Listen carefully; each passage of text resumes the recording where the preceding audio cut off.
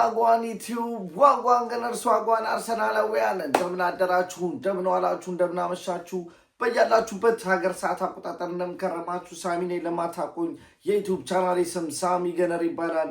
የአርሰናል ደጋፊ ከሆናችሁና ስለ አርሰናል መስራት የምትወዱ እንዲሁም የሌላ ክለብ ደጋፊዎች ሆናችሁ ስለ አርሰናል መስማት እንፈልጋለን የምትሉ ከሆነ እንጠብቃላችሁ። አሁኑ ሰብስክራይብ በማድረግ የዩቲዩብ ቻናሌ ቤተሰብ መሆን ትችላላችሁ። ነባሮች ላይክ ሼር ኮሜንት ላይ ሀሳብ አስተያየታችሁን በመስጠት ዩቲዩብ ቻናላችንን ሞቅ ደመቅ እንድታረጉ ስል በአክብሮት ጠይቃለሁ። ይሄንንም ቪዲዮ ስትጀምሩ ላይክ እያደረጋችሁ ጀምሩ። አዎ በ33ኛ ሳምንት የእንግሊዝ ፕሪሚየር ሊግ መርሃ ግብር አርሰናል ከማንቸስተር ሲቲ ጋር በኢቲሃድ ስቴዲየም ያደረገውን ጨዋታ እንግዲህ 2-1 በሆነ ውጤት በመሸነፍ እንግዲህ የ6 ነጥብ ልዩነቱ ወደ 3 ነጥብ ወርዷል።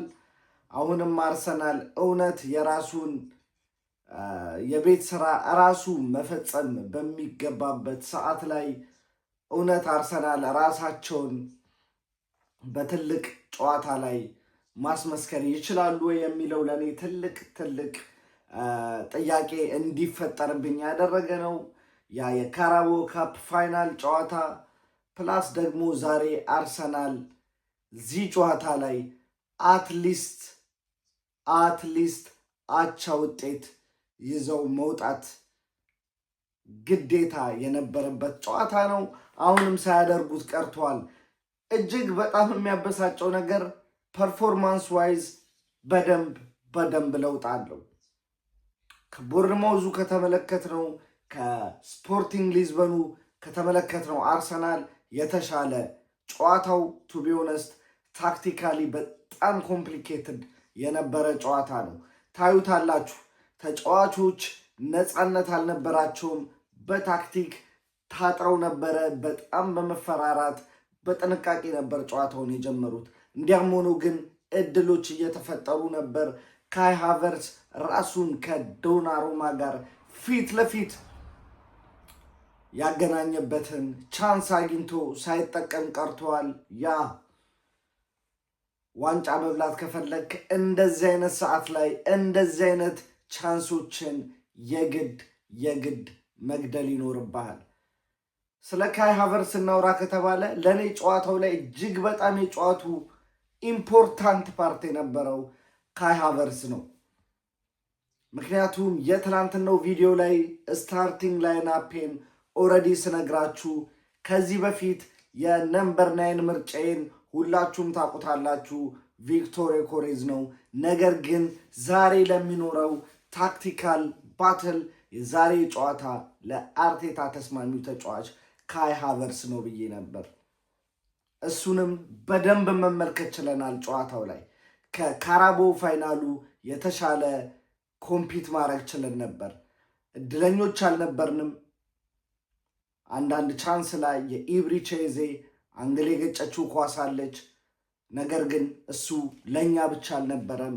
ማንቸስተር ሲቲዎችም ጨዋታው ጅማሪ ሰዓት ላይ እንዲያውም ጋብርኤል ማጋሌዝ በእጁ የነካት የምትመስል ከዛ ግን በሪፕሌይ ስንመለከታት በትከሻው እጁን ወደኋላ አድርጎ ትከሻውን ነክታ የዳቪድ ራያን አቅጣጫ አስቀይራ አንግል ገሽታ ስትመጣ ዳቪድ ራያ ያዳናት ኳስ ነበረች። ትልቅ ቻንሶችም እነሱ መፍጠር ችለው ነበር።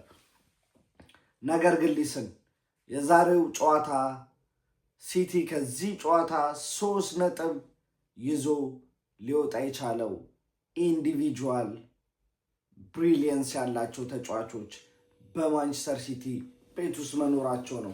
የዛሬን ጨዋታ እነ ሴሜኞ ያን ያህል እንኳን ደምቀው ባይታዩም በዛሬ ጨዋታ ላይ እንደ ዶኩ እንዲሁም ሼርኪ በጨዋታው ላይ እጅግ በጣም ደምቆ ነው። ሼርኪን የመሳሰሉ ተጫዋቾች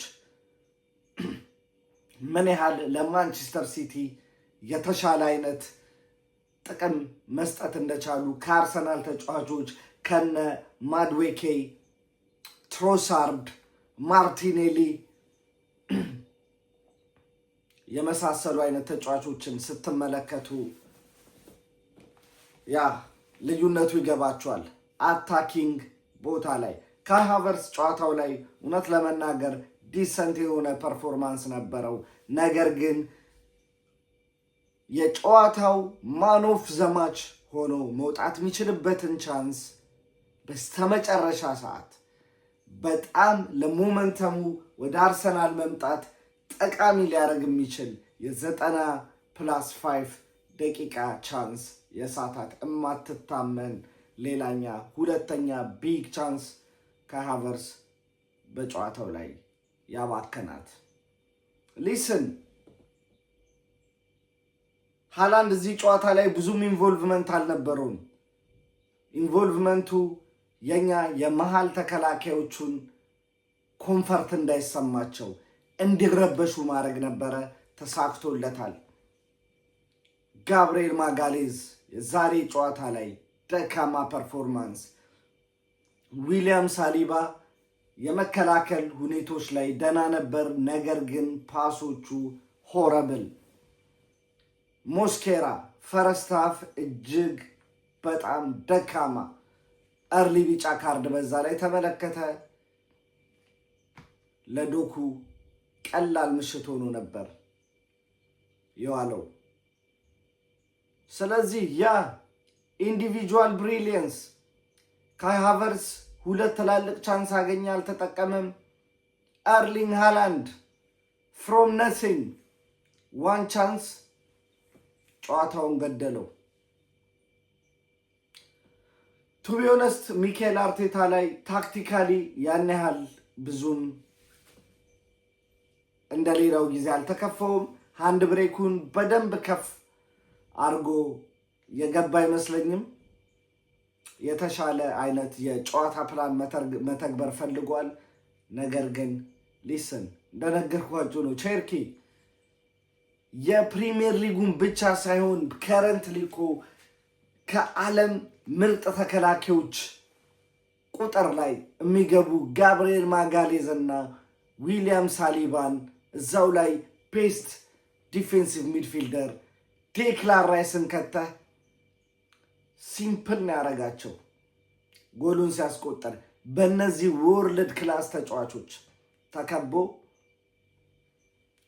አንዳቸውም ያቺን ኳስ ከሼርኪ እግር ነጥቀው ጎል ከመሆን ሊያድኗት አልቻሉም። ዲስ ኢዝ ኢንዲቪጁዋል ብሪሊየንስ።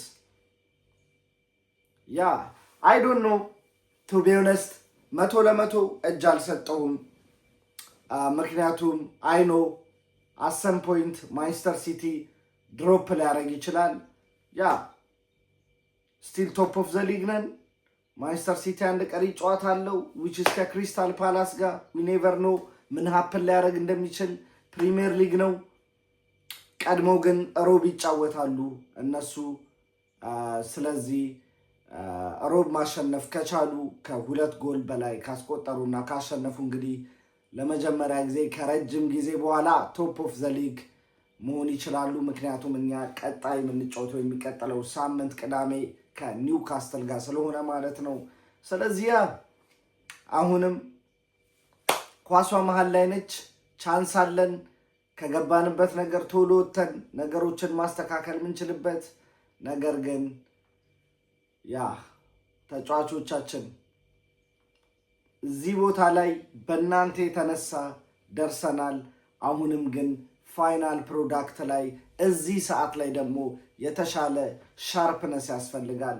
እሱን ማየት ነው የሚያስፈልገን። አይ ዶንት ኖ ዝብርቅርቅ ያለ ስሜት ነው የተሰማኝ። ካይ ሃቨርትዝ አሪፍ መልስ ነበረ። ወዲያው የመጀመሪያውን ግብ በሼርኪ አማካኝነት ማንቸስተር ሲቲ ሲያገኙ በጣም የፈጠነ ምላሽ ነበር መስጠት የቻልነው።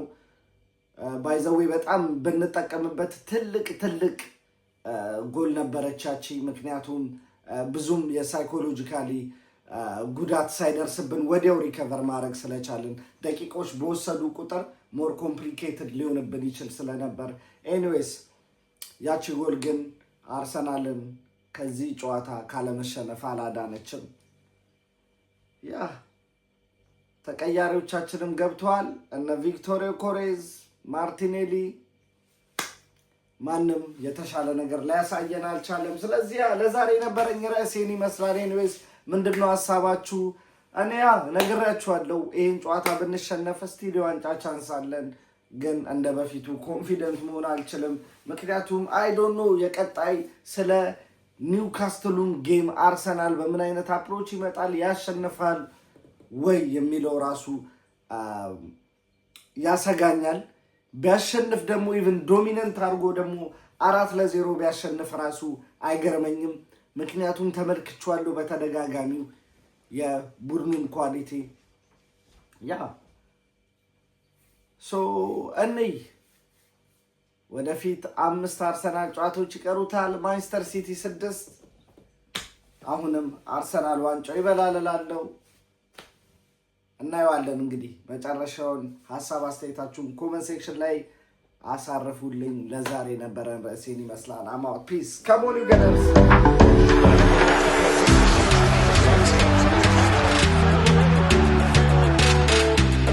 They will relish it. Another compelling North London derby.